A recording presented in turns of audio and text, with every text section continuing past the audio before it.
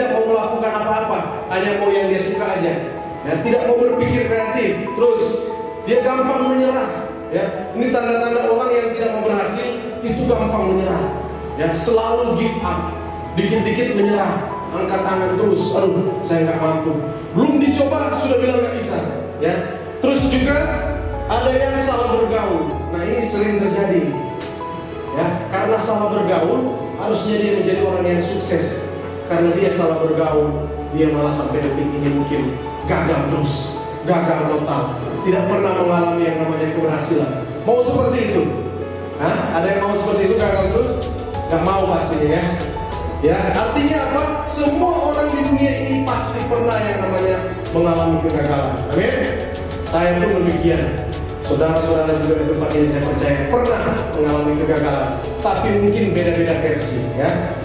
Terus banyak banget pengangguran juga ya. Banyak orang yang perlu cari kerja aja setengah mati, kasihan ya. Mau cari kerja aja kemana-mana, keliling-keliling ya, susah dapat pekerjaan.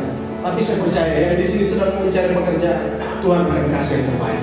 Bersabar saja, pasti Tuhan berikan yang terbaik. Amin. Tapi ada rahasianya juga. Tidak ada orang yang mau gagal. Semua orang mau untuk sukses. Ekonomi yang baik, jabatan tinggi, dan disenangi semua orang. Itu adalah semua cita-cita semua orang ya. Dia mau yang tadi, tiga tadi, ekonominya baik, yang kedua jabatannya tinggi, dan disukai dan disenangi semua orang. Bagaimana cara mendapatkan semuanya itu? Nah, ini dia. Kita harus tahu cara untuk memperoleh semua. Kita buka dulu Kejadian 39 ayat 2. Kita jemput kita semua bangkit berdiri. Sudah dapat? Bangkit berdiri untuk menghormati firman Tuhan. Baca secara lantang dan jelas ya. Kalau perlu teriak. Oke? Kita baca bersama-sama dalam Kehidupan ketiga. 1, 2, 3. Tetapi Yusuf sehingga ia menjadi seorang yang selalu berhasil dalam pekerjaannya, maka tinggallah ia di rumah tuannya orang Mesir. Sekali lagi, lebih kencang lagi. 1, 2, ya. Tetapi Tuhan menyertai Yusuf sehingga ia menjadi seorang yang selalu berhasil dalam pekerjaannya, maka tinggallah ia di rumah orang Mesir itu. Amin. Puji Tuhan, silakan duduk. Ya, kita perhatikan ada kata apa? Tuhan menyertai siapa? Yusuf. Kemudian apa lagi yang terjadi? Sehingga ia menjadi seorang yang selalu berhasil dalam pekerjaannya. Wow, keren sekali ini ya. Ada yang mau seperti ini, berhasil terus dalam pekerjaannya. Rupanya dalam baca ayat ini aja kita bisa pahami ya, bahwa kalau orang yang disertai oleh Tuhan, perhatikan kata disertai atau menyertai ya. Orang yang disertai oleh Tuhan pasti apa yang dia kerjakan selalu berhasil. Amin. Nah, ini harus kita tanamkan dalam kehidupan kita semua ya. Tapi apakah hanya cukup seperti ini ya?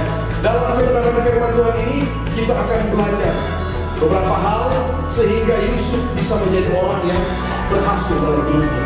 Oke, yang pertama langsung saja kita buka Kejadian 37 ayat 5. Tolong dibantu, Kejadian 37 ayat 5 ya, kita pelan-pelan saja. Sudah? Pada suatu kali bermimpilah Yusuf, lalu mimpinya itu diceritakannya kepada saudara-saudaranya, sebab itulah mereka lebih benci lagi kepadanya ya. Haleluya. Nah, rupanya rahasia keberhasilan daripada seorang Yusuf ini, Yusuf itu adalah orang yang mempunyai mimpi ya. Jadi poin yang pertama yang saya berikan di sini, kalau kita mau berhasil dalam segala hal ya, mau berhasil dan kita mau menjadi orang yang hebat diakui oleh orang lain, yaitu kita harus mempunyai apa? Mimpi ya. Mempunyai mimpi. Mimpi itu artinya apa? Dream ya. Goal, cita-cita ya. Jangan sampai kita nggak punya cita-cita. Kalau kita datang beribadah di sini, kita harus punya tujuan. Tujuannya kita apa?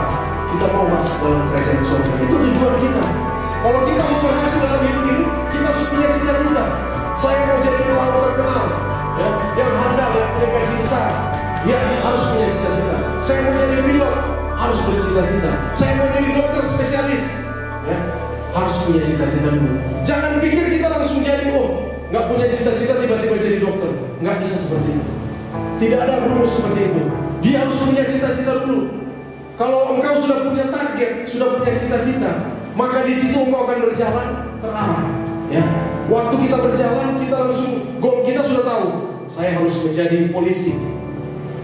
Berarti apa? Setiap hari mulai push up, ya. Habis itu apa? Selain push up, saya sit up. Habis sit up, saya nge-gym. Saya lari jam 5. Nah itu sudah harus ada program.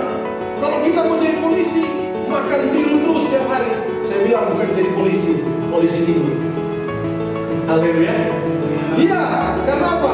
Makin bengkak kita nanti, ya. Kita harus olahraga, ya. Kalau mau jadi polisi yang sebenarnya tadi. Jadi ada visi kita, mimpi kita dulu, ya.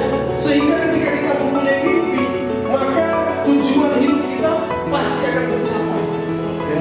Kemudian setelah punya tujuan hidup, target dan goal itu harus ada. Target goal itu saya berikan begini. Targetnya misalnya, target kerja. Dalam 1 jam ini apa yang harus saya kerjakan? Target per hari. Saya membuka wawasan kita. Target per hari ini apa nih? Dalam 1 hari ini coba kalian hitung. Kegiatan apa yang paling sering kau lakukan dalam 1 hari itu? Ya, waktu kalian itu apa aja dalam 1 hari itu? Ya, misalnya nih, saya nongkrong di tongkrongan dari jam 5 pagi sampai jam 5 sore. Di tongkrongan terus. Nah, ngapain aja di situ? Ngobrol, ngaur tidur dan lain sebagainya, ya. Nah itu habiskan waktu itu, ya. 1 hari itu harus punya target. Mau bikin apa, ya? Kalau saya sudah tahu, saya 1 hari saya baca buku misalnya 2 jam. Saya baca buku 2 jam. Habis itu buku yang lain itu. Nanti saya baca buku yang lain lagi, ya. Belum saya olahraga misalnya, saya makan, ya. Habis itu apa? Saya kerjain tugas-tugas. Kalau yang bekerja, kita harus utamakan job kita dulu. Bekerja biasanya di instansi manapun itu 8 jam. Kerjakan pekerjaan kita dulu, yang fokus karena kita butuh gaji. Setelah itu kerjaan yang lain. Nah, waktu itu harus teratur. Kalau kita tidak mengatur waktu, maka kita berbahaya. Ada satu kesaksian yang luar biasa. Kalau pernah dengar yang namanya Dwayne Johnson. Pernah kenal Dwayne Johnson? Ya. Kalau dengar kesaksian dia bilang, I woke up every morning 4 o'clock. Setiap jam 4 pagi dia bangun. Ya. Siap bangun jam 4 pagi. Kenapa dia bilang bangun jam 4 pagi? Di situ dia bisa olahraga. Di situ dia bisa baca buku.